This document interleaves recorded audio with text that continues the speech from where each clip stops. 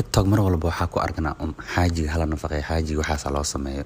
waxaas hadda kadib ma maqli karo waa 6 am in the morning hadda kadib waa inaan aragno xaajida hala nafaqeeyo xaajida waxaas ma jeclo xaajida buuqa laga dhaaf xaajida waxa la sameeyo xaajiyad bas xaaji waqtigiisa waa dhamaad expire waa 6 am in the morning waa in xaajida maaragtay markay soo kacdo quraac diyaarsan miisku saaran oo soo kacda waa in maaragtay quraac ma tahay maahan quraac lugtu lagu walaaqamaano quraac si professional ah u sameysay shaaxeeda wadata xardhaha kafeegeeda wadata si markay soo kacdo labada option bay maaragtay u lahaato kafee iyo shaah diyaarsan canjeero lagu dubay waa in canjeero allaganti ahaataa canjeero qurux badan gabadha gurigeed ka soo wadanaysa baahiyaan ku dilay waxaas waa khalad waxaas hala bedelo no more hadda kadib maaragtay xaaji waxaas loo sameeyo xaajiga la nafaqeeyo waa xaajida hala nafaqeeyo wassalaamu calaykum